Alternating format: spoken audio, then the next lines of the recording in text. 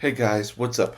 Welcome back to a new episode of Let's Talk About It. You see, I'm in a different room right now. I'm on vacation right now, but I wanted to at least get out this video because we're going to talk about things like Creed 4 is apparently happening with Michael Jordan coming back to direct. The Hunger Games does good at the box office, but not the highest of the franchise. And should we be worried? And our final talk, and we'll also be talking about the Marvels crashes and burns, and I think now is considered a flop. So yeah, that's what we're gonna do on this episode of Let's Talk About It. Here we go. Welcome to Let's Talk About It. Here we go. Say yeah! Woohoo! Oh, that's a great line. That is a great line. Almost fucking killed me! You're welcome!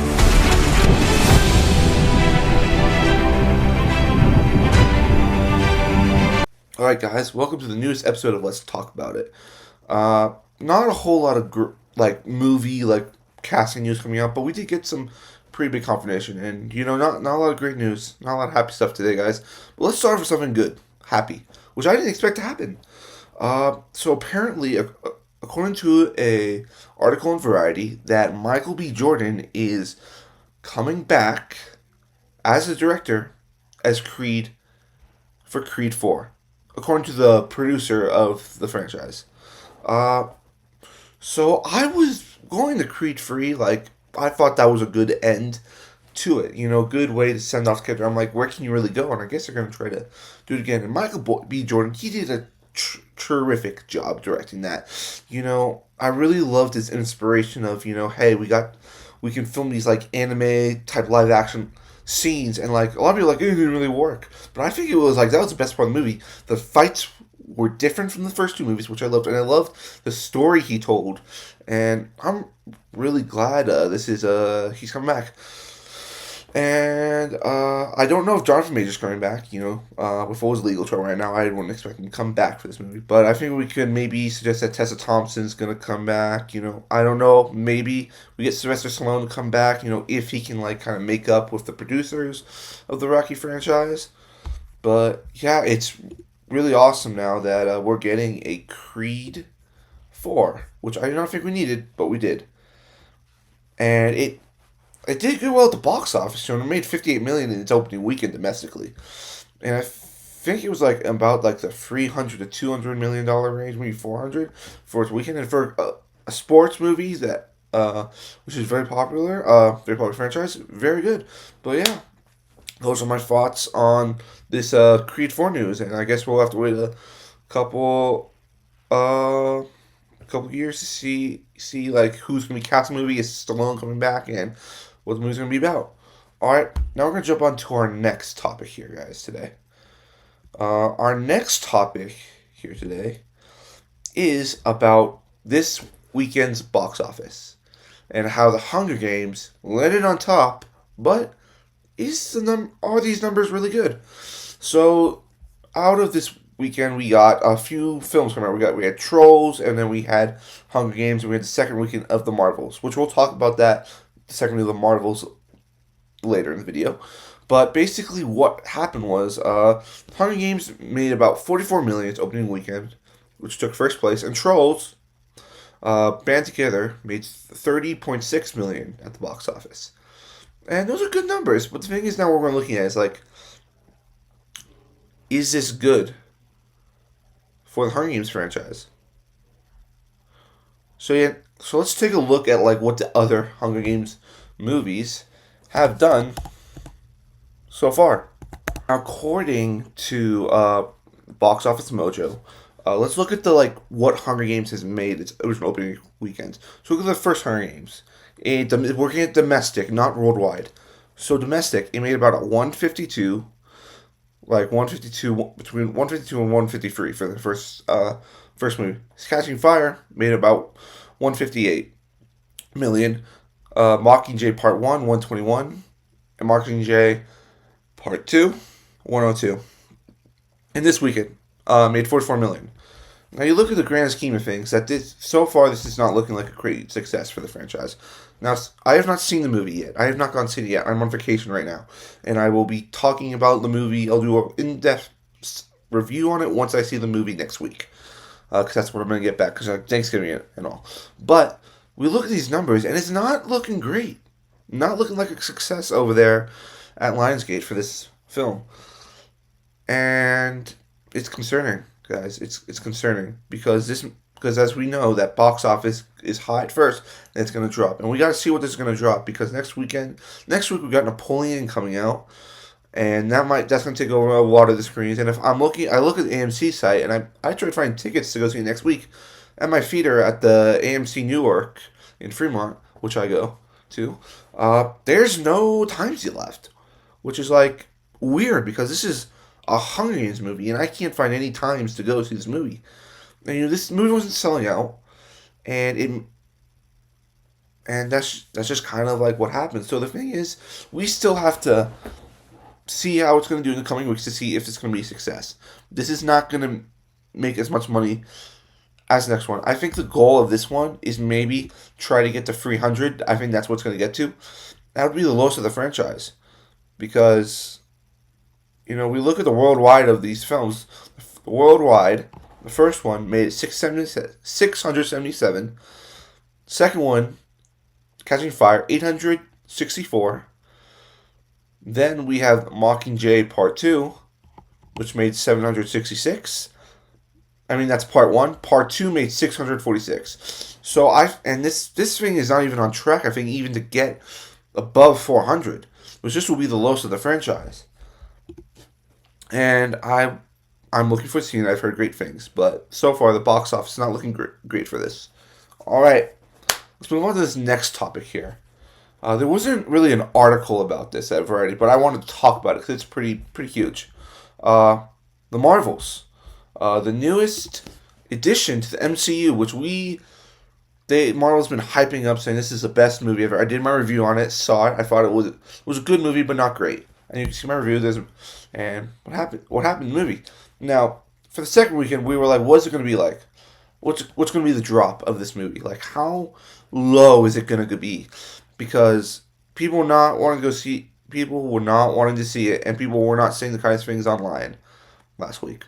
Well, I guess it worked. The negativity worked because the Marvels came in as third place at the box office with only making $10.2 million. With a 78% drop, which is the biggest in Marvel Studios history, bigger than Quantumania. And that's just sad, guys. It just shows you how far Marvel has fallen, if this came out like a few years ago, like it would probably be number 2 if there was a Hunger Games movie coming about it. But it made less than Trolls, guys. Trolls made less, and Hunger Games almost made the exact same money as the Marvels, which is astounding. Like, this is astounding. Like, Marvel did not believe in this movie. We could tell that they did not believe it because they tried to get us to go see it when it's coming out, like hyping up, like you want to be there for the moment. I'm like, the moment? What moment? Now I'm not gonna say the moment right now because the movie just came out a week ago. And if you want to go see what the moment was, go watch my review to the Marvels.